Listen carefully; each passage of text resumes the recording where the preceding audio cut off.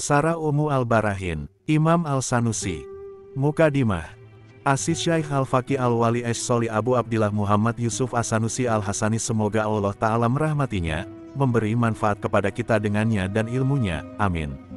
Berkata, segala puji bagi Allah Zat yang maha luas kedermawanan dan pemberiannya, yang keesaannya menjadi saksi atas kepastian wujudnya, dan kepastian butuhnya semua makhluk di bumi dan di langit kepadanya menjadi saksi atas keagungannya. Yang maha perkasa yang perkasa di kerajaannya dari sekutu baginya dalam mengatur apapun, maha luhur Allah Azza wa Jalla dari sekutu-sekutu. Yang maha penyayang dan maha pengasih yang nikmat-nikmatnya merata pada semua alam, maka tidak ada orang yang mampu menghitungnya. Yang maha luas, maha mulia dan yang sendiri dalam menciptakan, maka tidak bisa mensyukuri nikmatnya kecuali dengan syukur dari nikmat-nikmatnya yang banyak. Yang maha kaya dan maha suci, maka tidak bisa mencapai anugerahnya kecuali dengan murni anugerahnya maha luhur dan maha agung Tuhan kami yang suci dari tujuan, penolong, wakil dan wasir. Aku memuji Allah yang maha suci atas nikmat-nikmatnya yang tidak terhitung dan atas nikmatnya yang teragung. Aku bersyukur kepadanya Tabaraka wa Ta'ala yang maha pemberi nikmat dengan nikmat yang muncul dari kecintaannya dan yang maha pemberi nikmat dengan nikmat yang muncul karena kebutuhan hamba, yang dengan anugerahnya melapangkan orang-orang yang terkunci hati, lisan, dan anggota tubuhnya, dengan pujian yang indah.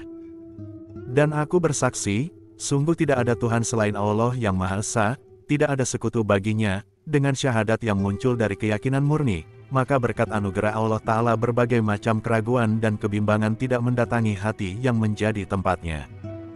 Aku bersaksi, sungguh Sayyidina wa Maulana Muhammad, hamba dan utusan Allah, dengan syahadat yang dengan anugerahnya dan keindahan pertolongannya, aku simpan karena kengerian kematian dan alam kubur yang menghancurkan raga, dan karena kedahsyatan yang menyusulnya di hari kebangkitan dan pembalasan. Dengannya, dengan anugerah Allah Ta'ala, aku peroleh puncak ketinggian dan keluhuran di surga Firdaus tertinggi bersama ayah, ibu, anak keturunan, saudara, dan orang-orang yang mencintaiku. Sholawat dan salam semoga terlimpah kepada Sayyidina wa Maulana Muhammad, yang menjadi penerang bagi makhluk, yang menjadi makhluk termulia, yang menjadi pengantin kerajaan dunia akhirat. Pemilik berbagai keistimewaan yang tidak terhitung dan teringkas, pemilik derajat terpuji, telaga yang didatangi, dan wasilah agung di dunia dan akhirat, tempat berlindung semua makhluk, dan kepadanya mereka segera menghadap, pada hari di mana huru-hara terus bertambah dan terus berlangsung, sehingga tokoh-tokoh para rasul dan nabi berlepas diri dari syafaat. Semoga Allah memberi rahmat pengagungan dan keselamatan bagi Rasul yang seluruh kebaikan dan kebanggaan menyerahkan kunci-kuncinya kepadanya, sehingga ia berada di atas kursinya sekira secara umum tidak ada harapan bagi makhluk lain untuk memperoleh derajat luhur tersebut. Semoga Allah Ta'ala meridai para keluarga dan sahabatnya, yang setelah tidak adanya matahari kenabian muncul laksana bintang-bintang di langit untuk memberi bimbingan dan petunjuk. Semoga Allah juga meridai para tabi'in dan pengikut mereka dalam keimanan sampai hari pemutusan dan penghukuman. Wa ba'du, hal terpenting yang harus dilakukan oleh orang berakal dan cerdas di zaman penuh kesulitan ini, masa hidup penulis, 832-895 Hijriah. Tahun 1428 sampai tahun 1490 Masehi. Adalah mengejar hal yang dapat menyelamatkannya dari keabadian di neraka. Hal itu tidak bisa dilakukan kecuali dengan memperkukuh akidah tauhid berdasarkan ejaan yang telah ditetapkan para imam ahlus sunnah yang ahli ilmu dan yang terpilih. Sungguh jarang sekali orang yang mempunyai keyakinan kokoh seperti itu di zaman yang penuh kesulitan ini, di mana samudera kebodohan semakin banyak dan kebatilan tersebar secara luas. Dan kebodohan melempar manusia di setiap tempat di bumi dengan ombak-ombak pengingkaran kebenaran, kebencian terhadap ahlinya, dan menghiasi kebatilan dengan ucapan batil yang menipu manusia. Sungguh beruntung di zaman ini orang yang diberi taufik untuk menguatkan akidah-akidah keimanannya, kemudian setelah itu diberi pengetahuan atas cabang-cabang agama yang harus diketahuinya secara lahir batin sehingga hatinya bahagia dengan cahaya kebenaran dan bercahaya sempurna. Kemudian uslah dari seluruh manusia dengan memutus kejelekannya sampai berpindah mendekati kematiannya dari kerusakan dunia ini. Maka Allah membahagiakannya dengan kenikmatan dan kesenangan yang dilihatnya setelah kematian yang tidak terbatas dan terpikirkan. Sungguh ia telah sabar sebentar kemudian mendapat banyak keuntungan.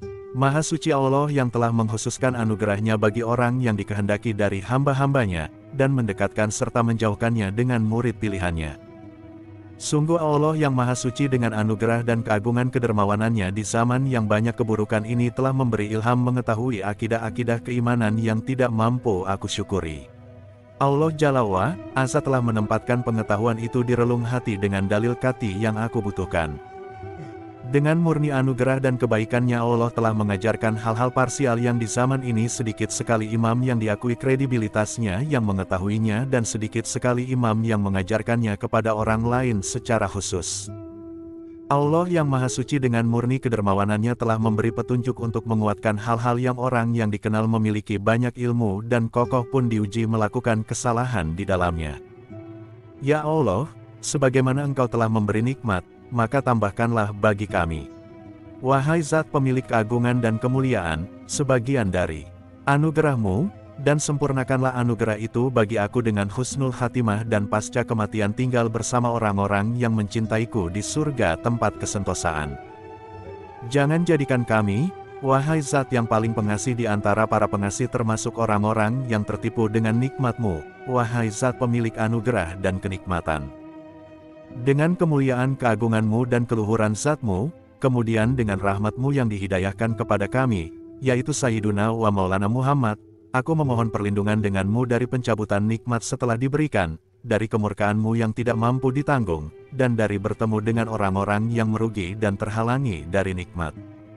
Di antara sejumlah nikmat Allah yang agung dan karunia-Nya yang luhur dan agung adalah Allah yang maha suci telah memberi taufik padaku dengan anugerah-Nya di zaman yang banyak kebodohannya, untuk menulis kitab berjudul Akidah, yang mengandung banyak ilmu dan mencakup seluruh akidah-akidah tauhid, kemudian menguatkannya dengan bukti-bukti yang bersifat gati dan mudah dipahami bagi orang yang mempunyai pemahaman benar. Kemudian aku akhiri kitab Al-Aqidah itu dengan materi yang belum aku lihat ada seorang pun selainku dari ulama terdahulu maupun ulama belakangan yang menyampaikannya. Yaitu aku menjelaskan dua kalimat syahadat yang pasti harus diketahui oleh orang mukallaf dan menjelaskan makna-maknanya yang sangat dibutuhkan oleh orang-orang yang merindukannya. Sebab dengannya pintu-pintu anugerah Allah Ta'ala diketuk dan dengannya dapat masuk ke golongan orang-orang bertakwa bersama para sadikin, syuhada dan syalihin, dan dengan mengokohkan pengetahuan tentangnya seorang hamba dapat selamat dari bahaya kelanggengan dalam kemurkaan Allah, dan dengan anugerahnya naik ke a'la aliliyin di surga. Pertama-tama aku sebutkan maknanya, kemudian aku jelaskan cara masuknya seluruh akidah-akidah keimanan ke dalamnya sekira hati orang-orang yang bertakwa merasa bahagia saat masuk ke golongan mutakin dengan menyebutkannya. Terbentanglah kebaikan-kebaikan makna kalimat syahadat yang terlipat pada sisi batin dan lahir mereka, di mana mereka berjalan mondar-mandir dengan penuh keagungan di tengah makna-maknanya yang indah di antara taman surga. Maka wahai para perindu masuk ke golongan auliyaillah Ta'ala, ambillah kitab berjudul Akidah tersebut yang tidak akan berpindah darinya setelah menelaahnya dan membutuhkan materinya kecuali orang-orang yang terhalang. Sebab kitab itu tiada bandingannya sejauh yang aku tahu. Dengan anugerah Allah Ta'ala, kitab itu melebihi kitab-kitab lain yang besar. Maka mantaplah wahai orang yang menjaganya, bila Anda memahaminya, akan memperoleh harapan memahami akidah secara benar. Bersyukurlah kepada Allah Ta'ala, sebab Ia telah menganugerahimu dengan nikmat agung yang banyak orang terpalingkan darinya, sehingga mereka mendapat musibah sangat besar dalam pokok-pokok akidah mereka. Ikhlaskanlah untukku dari sebagian doamu, sebab Tuanku Allah yang maha mandiri dalam menciptakan semua makhluk dan yang maha mengetahui semua kesamaran hati, telah mengeluarkannya dari hatiku, dan menggerakkannya dengan darah dan lisanku. Ingatlah untuk kedua kalinya, dengan pertolongan Allah Ta'ala aku menyuguhkan kepadamu penjelasan ringkas terhadap kitab Al-Aqidah tersebut yang menyempurnakan maksud kitab bagi Anda, yang insya Allah Ta'ala akan membukakan penutup dari makna-maknanya yang lurus yang masih samar bagi Anda, maka insya Allah Anda akan memperoleh keuntungan mati dalam Islam yang sangat diharapkan dan keselamatan yang diidam-idamkan. Inilah saatnya memulai penjelasan yang penuh berkah ini dengan anugerah Allah Ta'ala yang maha pemurah dan maha pemberi. Aku memohon kepadanya agar menolongku untuk menghasilkannya dan memberi taufik kepadaku agar mendapat hakikat kebenaran di dalamnya, dengan wasilah derajat Sayyidina wa Maulana Muhammad semoga sholawat dan salam selalu terlimpahkan kepadanya, keluarganya, dan junjungan kita para sahabatnya yang karena menjumpainya memperoleh kemuliaan yang sangat besar. Segala puji bagi Allah. Sholawat dan salam semoga terlimpah bagi Rasulullah. Alham adalah memuji dengan kalam ucapan kepada yang dipuji dengan keindahan sifatnya, baik dari sisi berbuat baik atau dari sisi kesempurnaan yang khusus dimiliki yang dipuji, seperti ilmu dan keberaniannya, misalnya. Aku katakan, memuji dengan kalam, sebagai ganti dari ucapan ulama, memuji dengan lisan, agar batasan itu mencakup pujian yang bersifat kadim maupun hadith. Adapun asis syukur adalah memuji dengan lisan dan selainnya, dari hati dan seluruh anggota tubuh kepada yang memberi nikmat sebab nikmat-nikmat yang telah diberikannya kepada orang yang bersyukur. Antara asis syukur dan alham terdapat keumuman dan kekhususan dari suatu sisi.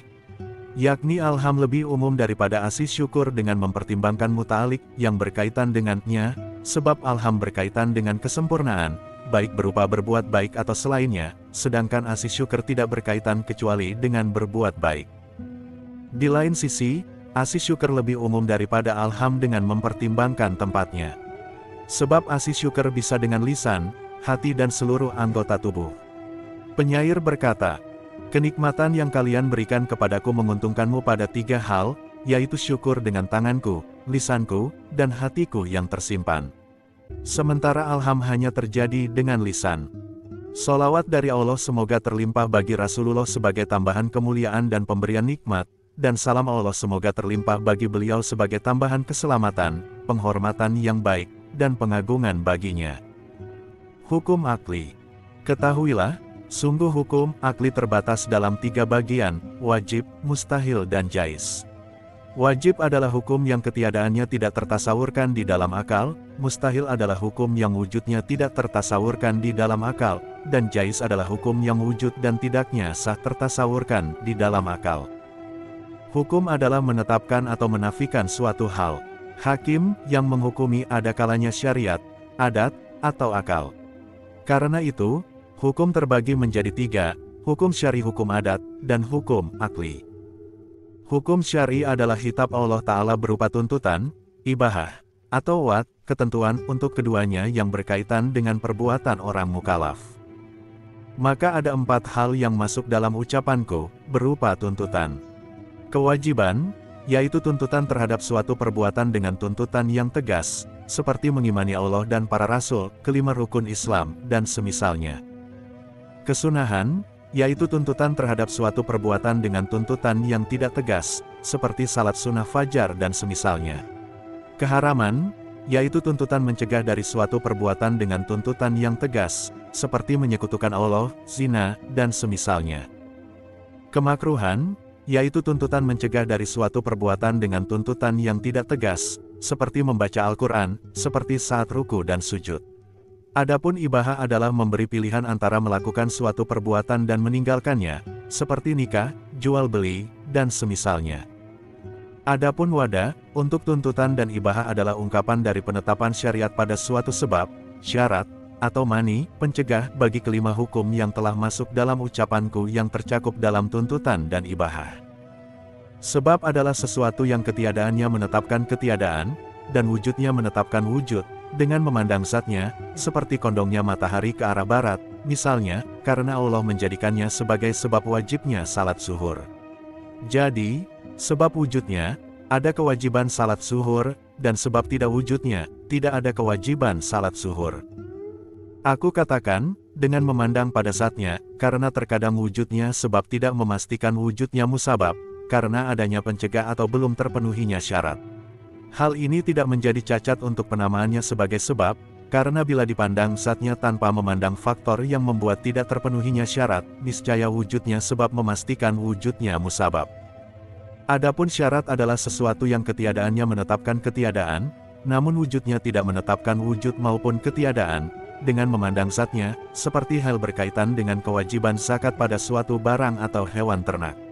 Dalam hal ini tidak wujudnya kesempurnaan hal menetapkan tidak adanya kewajiban zakat pada komoditas tersebut, namun wujudnya kesempurnaan hal tidak menetapkan wajib dan tidak wajibnya zakat, sebab tergantungnya kewajiban zakat pada kepemilikan secara sempurna harta sebanyak 1 nisab. Adapun mani, adalah sesuatu yang wujudnya menetapkan ketiadaan, namun ketiadaannya tidak menetapkan wujud maupun ketiadaan dengan memandang zatnya, seperti haid. Sungguh wujudnya haid menetapkan tidak adanya kewajiban salat, umpamanya, dan ketiadaannya tidak menetapkan wajib dan tidak wajibnya salat, sebab tergantungnya kewajiban salat pada sebab-sebab lain yang saat tidak adanya haid terkadang terpenuhi dan terkadang tidak terpenuhi. Dari sini dapat Anda ambil kesimpulan, bahwa 1. Sebab berpengaruh pada dua arahnya, yaitu arah wujud dan tidaknya, 2. Syarat hanya berpengaruh pada arah ketiadaannya pada ketiadaan saja, dan 3. Mani, hanya berpengaruh pada arah wujudnya pada ketiadaan saja. Adapun pembahasan mendalam yang berkaitan dengan pembahasan hukum syar'i adalah ilmu ushul fikih. Sementara hakikat hukum adat adalah menetapkan hubungan antara satu hal dengan hal lain dari sisi wujud dan ketiadaannya dengan perantara terulang-ulangnya kebersamaan di antara keduanya secara nyata. Misalnya menghukumi bahwa api dapat membakar. Ini adalah hukum adat, sebab maknanya adalah pembakaran terjadi berbarengan dengan tersentuhnya api pada mayoritas benda, karena secara nyata hal itu terbukti terjadi berulang kali.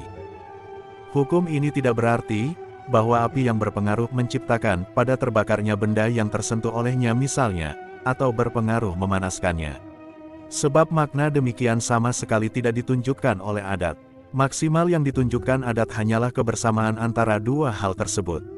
Adapun penentu faktor yang membakar benda, maka adat sama sekali tidak terkait dengannya dan tidak bisa diketahui darinya.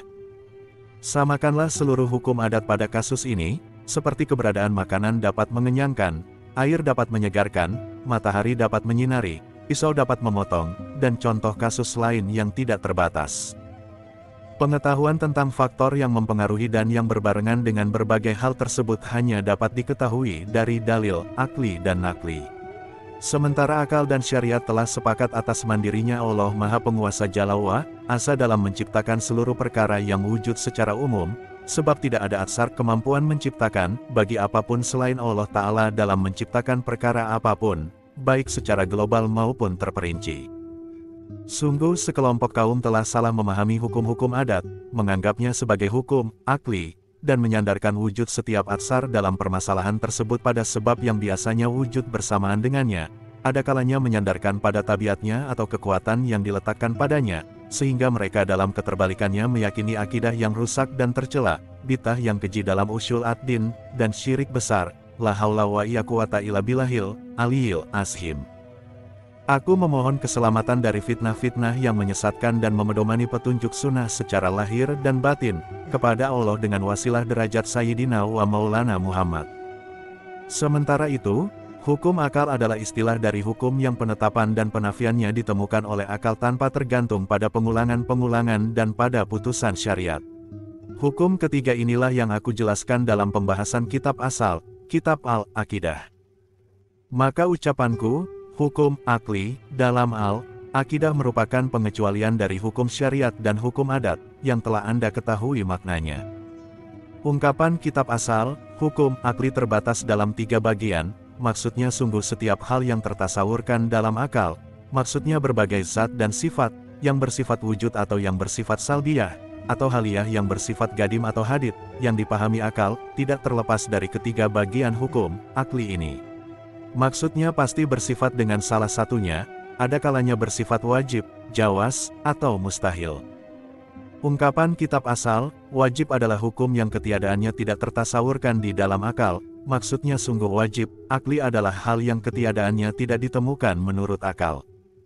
Maksudnya ada kalanya langsung dipahami dari awal tanpa butuh pemikiran dahulu, yang disebut sebagai daruri, seperti bertempat bagi benda fisik umpamanya, sebab akal dari awal tidak memahami terlepasnya benda fisik dari mengambil tempat, maksudnya mengambil tempat seukuran zatnya dari ruang yang kosong, dan ada kalanya yang dipahami setelah adanya pemikiran, yang disebut nashari, seperti sifat kidam bagi Allah Jalla wa Asa, sebab akal menemukan wajibnya sifat kidam bagi Allah Ta'ala ketika akal melakukan proses berpikir dan mengetahui daur perputaran dan tasalsul ketersambungan. Yang jelas-jelas mustahil, yang muncul dari tetapnya sifat hududs baginya. Dengan penjelasan ini Anda mengetahui terbaginya hukum wajib pada wajib yang bersifat daruri dan nashari. Ungkapan kitab asal, mustahil adalah hukum yang wujudnya tidak tertasawurkan di dalam akal, maksudnya ada kalanya mulai dari awal atau setelah adanya pemikiran, sebagaimana dalam hukum wajib. Contoh bagian pertama adalah sepinya benda fisik dari gerakan dan diam, maksudnya terlepasnya dari keduanya secara bersamaan sekira salah satunya tidak ditemukan padanya, sebab sungguh akal dari awal tidak mentasawurkan tetapnya hal ini bagi benda fisik. Contoh bagian kedua adalah keberadaan zat Allah yang maha tinggi sebagai benda fisik maha luhur Allah darinya dengan seluhur-luhurnya, sebab sungguh kemustahilan hal ini bagi Allah Jalla wa Asa, hanya dapat ditemukan oleh akal setelah ia melakukan pemikiran tentang kemustahilan yang muncul dari hal tersebut, yaitu berkumpulnya nakidain pada Allah. Penjelasannya adalah, sungguh telah wajib bagi Allah Jalla wa Asa sifat kidam dan baka agar tidak terjadi daur atau tasalsul. Andaikan Allah Ta'ala adalah benda fisik maka wajib baginya sifat huduts maha luhur Allah darinya dengan seluhur-luhurnya karena wajibnya sifat huduts bagi setiap benda fisik. Bila demikian maka bisa dipastikan, andaikan Allah Ta'ala adalah benda fisik maka ia tetap wajib bersifat kidam karena sifat ketuhanannya, dan wajib bersifat huduts karena sifat benda fisiknya maha luhur Allah darinya dengan seluhur-luhurnya. Hal ini secara pasti merupakan berkumpulnya dua hal yang bertentangan pada satu objek. Dengan penjelasan ini Anda juga mengetahui terbaginya hukum mustahil pada mustahil yang bersifat daruri dan nashari. Ungkapan kitab asal, jais adalah hukum yang wujud dan tidaknya sah tertasawurkan di dalam akal, maksudnya ada kalanya yang bersifat daruri maupun nashari. Contoh yang pertama adalah benda fisik bersifat bergerak saja umpamanya, sebab sungguh akal dari awal memahami keabsahan wujud dan tidak wujudnya gerakan baginya. Contoh yang kedua adalah penyiksaan di akhirat bagi orang yang taat yang sama sekali tidak pernah bermaksiat kepada Allah sekejap pun, sebab akal hanya menghakimi bolehnya penyiksaan itu baginya secara akal setelah melakukan pemikiran tentang dalil wahdaniyah Allah Ta'ala, dan akal mengerti bahwa semua perbuatan merupakan ciptaannya, sama sekali tidak ada pengaruh menciptakan apapun bagi selain Allah Ta'ala terhadap sesuatu yang tercipta. Dari hal itu terpastikan kesamaan antara iman dan kekufuran, ketaatan dan maksiat, menurut akal, dan dipastikan bahwa masing-masing dari keempat hal ini pantas dijadikan sebagai tanda sesuatu siksaan atau pahala yang selainnya dijadikan sebagai tandanya. Kezaliman bagi Allah Jalla wa Asa adalah mustahil, bagaimanapun Allah bertindak dan menghakimi, sebab zalim adalah tasaruf tindakan yang tidak bertentangan dengan perintah, sementara Allah Jalla wa Asa adalah zat yang maha memerintah, maha mencegah, dan maha membolehkan. Karena itu, tidak ada perintah dan larangan dari selain Allah yang diarahkan kepadanya, sebab semua hal selain Allah adalah miliknya, yang sama sekali tidak dapat menciptakan sesuatu tanpa permulaan, tidak dapat mengembalikan sesuatu setelah ketiadaannya, dan tidak mempunyai pengaruh menciptakan apapun kepada sesuatu. Tidak ada sekutu bagi Allah dalam mengatur makhluknya, dan dia tidak diminta pertanggungjawaban atas perbuatannya. Bila demikian, maka benar akal memahami keabsahan wujudnya pahala dan siksaan, atau ketiadaan keduanya bagi setiap mukmin dan kafir, orang yang taat dan yang maksiat. Kehususan masing-masing dengan pahala atau siksaan yang dikhususkan baginya, hanyalah merupakan murni pilihan dari Allah Jalla wa Asa, bukan karena sebab akli yang menuntutnya, namun pemahaman akal atas bolehnya hal ini tergantung pada penalaran yang benar atas dalil wahdaniyah Allah yang telah aku sebutkan tadi. Dengan penjelasan ini maka menjadi jelas bagi Anda, sungguh hukum jais juga terbagi pada jais daruri dan jais nashari, sebagaimana pembagian hukum wajib dan mustahil sebelumnya. Dengan ini pula menjadi jelas, sungguh ketiga bagian hukum ini bercabang menjadi 6 bagian, dari hasil mengalihkan 3 pada 2, sebab dalam masing-masing ketiga hukum itu ada 2 bagian. Aku batasi kata sah dengan kata menurut akal dalam definisi hukum jais, sehingga aku katakan, yang sah tertasawurkan, di dalam akal, agar mencakup semisal bolehnya siksa bagi orang yang taat, sebab hanya akal yang menghakimi keabsahan wujud dan tidak wujudnya siksa baginya. Andaikan masing-masing dari kedua hal itu terjadi maka tidak menetapkan kekurangan bagi Allah Ta'ala dan tidak mustahil sama sekali.